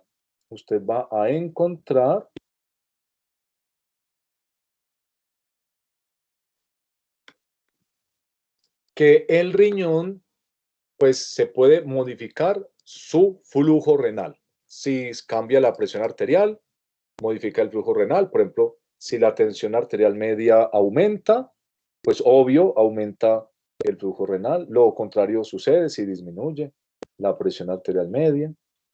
Bueno, si tenemos la resistencia al flujo renal, ¿cierto? Por ejemplo, la interlobulillar están cerradas por hipoxia, o si ya dijimos hay algo que esté disminuyendo el flujo a través de la arteria renal, ¿cierto? El flujo a través de la arteria renal, entonces puede ser modificado, ¿no? Como le digo, por una estenosis, por ejemplo, ¿cierto? O una malformación de la arteria renal. Bueno, entonces, o los vasos pueden tener incrementada la resistencia por una alteración ya intrínseca en ese riñón. Después de tener esto, que digamos es un preconcepto que usted debería tener, entonces recuerde el mecanismo de retroalimentación túbulo glomerular. Glomerular. Recuerde el ejemplo de la gallina que metemos al salón, a que el que más le arranque plumas le queda en 5 la materia, ¿sí? Entonces, dependiendo de lo rápido que corre la gallina, si corre muy rápido, pues le van a arrancar menos plumas. Bueno, en un tiempo determinado. Si corre lento, si es una gallina lenta, pues entonces va a quedar sin cabeza. No me río de la gallina. Bueno, entonces, usted tiene allí una analogía con lo que está sucediendo según la presión en la arteria renal. Entonces hay una consecuencia en la velocidad del flujo en el túbulo y entonces eso determina una concentración final de sodio. Si hay un sodio alto en el túbulo contorneado distal, esto se correlaciona con flujo alto en la arteria renal, ¿cierto? Y por lo tanto, una alta presión en el glomérulo. Y lo contrario sucede al revés. Un sodio bajo en el túbulo contorno distal nos hace referencia a un flujo bajo en la arteria renal. Y en consecuencia, entonces se activa, ahora sí, por fin, con base en este mecanismo se activa el sistema renina, angiotensina, aldosterona. De forma demasiado resumida, se puede explicar que ese mecanismo inicia con el flujo en la arteria renal, ¿cierto? Primer tema que usted va a tener, entonces, ¿cómo está el flujo en la arteria renal? Eso es lo primero que está censando este sistema renina-angiotensina. Claro, el flujo en la arteria renal entonces depende de la tensión, de la presión arterial sistémica, ¿cierto? Presión arterial sistémica. Y esa presión arterial sistémica, usted sabe, depende también en parte de la volemia, de la bomba, bueno, todo lo que ya sabemos. Entonces, la presión arterial sistémica que determina el flujo en la arteria renal es censado, ¿sí? Censados por el mecanismo de retroalimentación tubérulo-glomerular, ¿sí? Son censados. Y entonces en ese mecanismo, el sodio alto, ¿sí? O el sodio bajo.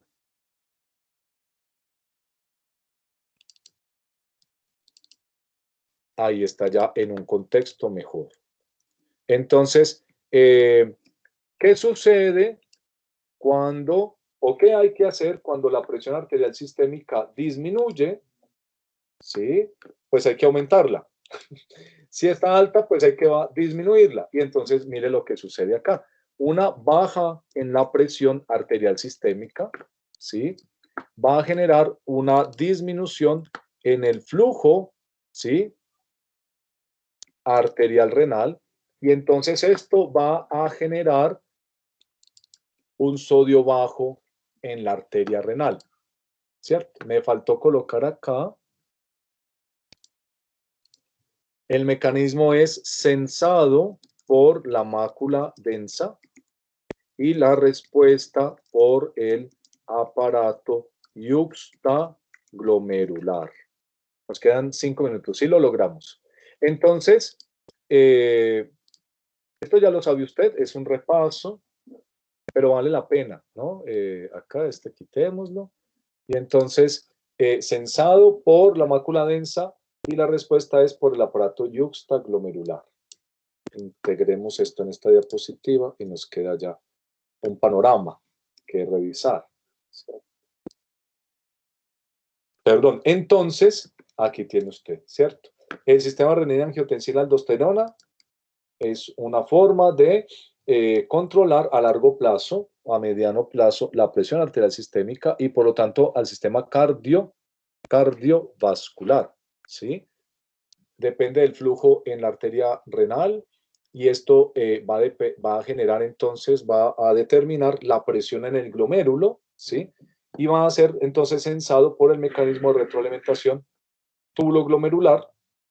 Este mecanismo, a su vez, es sensado por la mácula densa y la respuesta del mecanismo es dada por el aparato yuxtaglomerular. Ahora ya quedó mejor. Cuando hay una baja en la presión de la arteria sistémica, se genera un bajo flujo en la arteria renal y entonces el sodio en el túbulo contorneado distal es bajo, ¿cierto? El sodio en el túbulo distal es bajo. Esto activa a la mácula densa y la mácula densa induce una secreción de renina desde o por el aparato yuxtaglomerular. Entonces, si hay baja presión, hay secreción de renina. ¿Sí? Si lo colocamos no más así.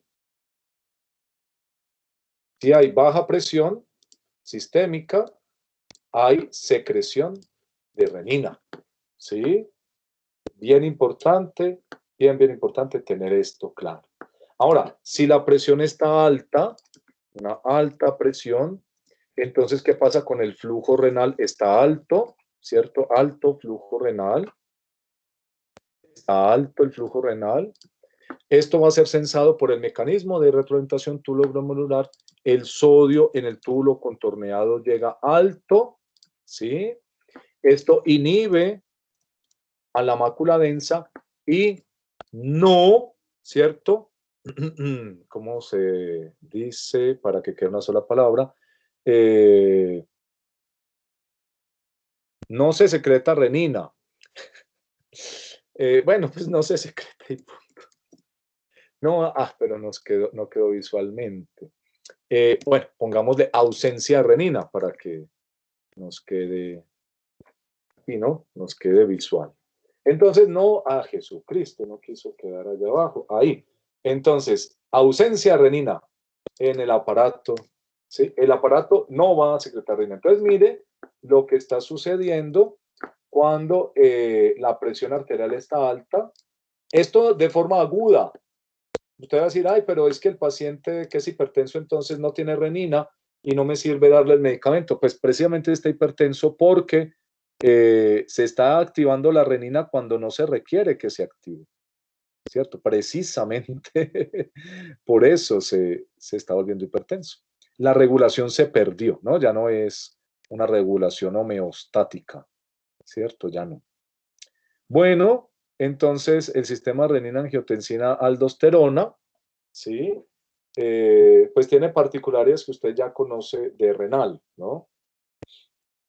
Vamos a anotar acá a renina, angiotensina, aldosterona. Entonces, renina secretada por el aparato yuxtaglomerular, ¿cierto? En el riñón.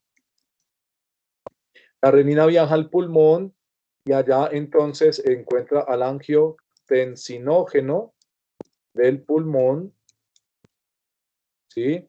Y la renina es una enzima, no es cualquier cosa, es una enzima. Entonces el angiotensinógeno es pues, secretado por, yo creo que me sobra ese paréntesis, ¿no? Secretado por el pulmón, bueno, aquí pongámosle endotelio, si sirve, ¿cierto? Está presentado, en realidad el angiotensinógeno es presentado, primero que todo está pegado, ¿no? A la membrana del endotelio, es presentado por el angiotensinógeno.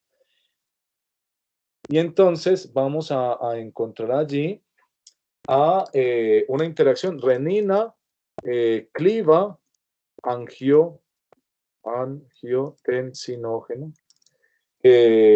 A ver, renina, la enzima convertidora de angiotensina, en angiotensina, ¿cierto? Angiotensina.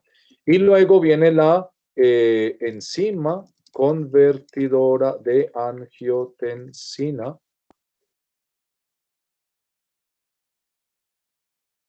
Permítame, yo repaso una cosa.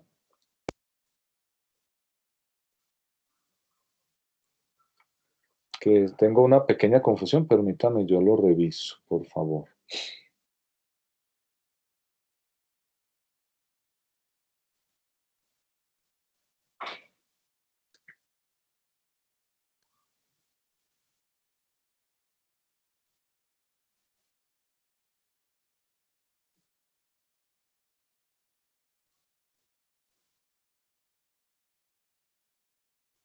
Ah, sí, estoy en lo correcto. Qué susto. Bueno, uno siempre tiene que revisar eso.